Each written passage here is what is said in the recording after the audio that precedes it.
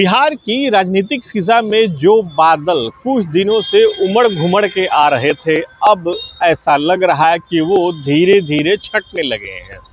एक तरफ जहां सीएम नीतीश कुमार के अति निकट माने जाने वाले मंत्री विजय कुमार चौधरी ने सीएम नीतीश कुमार के दिल्ली जाने की बात कही, उनके शपथ लेने की बात कही, साथ साथ ये भी बताया कि नया सीएम कैसे चुना जाएगा।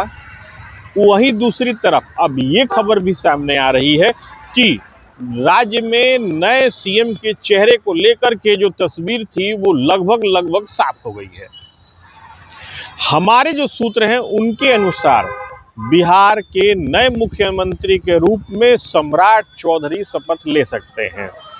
दरअसल टॉप सूत्रों की माने तो सम्राट चौधरी के नाम पर सहमति भी बनती हुई दिख गई है और संभवतः सम्राट चौधरी अगर बिहार के अगले सीएम होते हैं तो ये राज्य की राजनीति के लिए एक बहुत बड़ी खबर होगी। दरअसल जो जानकारी हमारे पास है उसके अनुसार 3 नामों पर सहमति बनने की खबर सामने आई थी। सूची में 3 नाम थे और उन 3 नाम में से सम्राट चौधरी के ऊपर दोनों ही दलों की तरफ से या यूं कहें एनडीए की तरफ से सहमति बनती हुई दिख रही है। दरअसल एनडीए में जो सीटों की संरचना है या सीटों की जो संख्या है उसके अनुसार जदयू और बीजेपी का ही निर्णय सबसे अहम और प्रभावशाली है। बाकी सारे दल जो हैं उनकी संख्या दहाई के नीचे है। अगर एलजेपी रामविलास की बात कहें तो केवल एक वही पार्टी है जो जदयू और बीजेपी के बाद दहाई के ऊपर है। जो चीजें सामने निकल करके आ रही हैं उसके अनुसार सम्राट चौधरी के नाम के पर मुहर लगने के पीछे की एक बहुत बड़ी वजह एक लौकुश वोट बैंक बताया जा रहा है।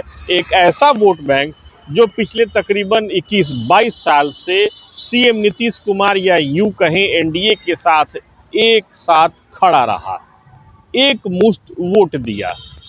बताया भी जा रहा है कि अगर सम्राट चौधरी के अलावा किसी और नाम पर सहमति बनती तो एनडीए को इस बात का डर था कि शायद ये वोट बैंक उसके हाथ से खिसक सकता है।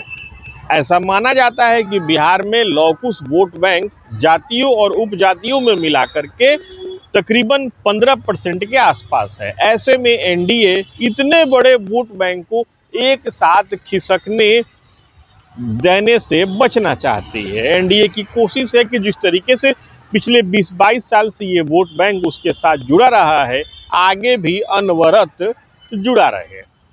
साथ ही साथ पिछले कुछ दिनों में सम्राट चौधरी को लेकर के जिस तरीके से सीएम नीतीश कुमार ने अपने बयान दिए या उन्होंने जिस तरीके से उनकी पीठ पे हाथ रखा या उन्होंने जिस तरीके से सम्राट चौधरी को आगे बढ़ाने की बात कही, वहीं दूसरी तरफ केंद्र सरकार या भारतीय जनता पार्टी के चाणक्य कहे जाने वाले अमित शाह ने जिस तरीके से सम्राट चौधरी के ऊपर अपने विश्वास को जताया, सम्राट चौधरी को बंगाल में स्टार प्रचारक की भूमिका में भेजा गया, उससे ये तस्वीर अब साफ होती हुई दिख रही है। बहरहाल राज्य की राजनीति में अगला हफ्ता बहुत ही अहम होने जा रहा है।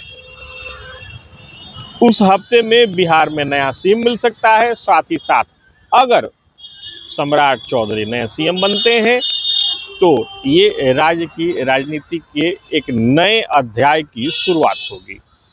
श्वेत कुमार, टीवी 9 डिजिटल, पटना।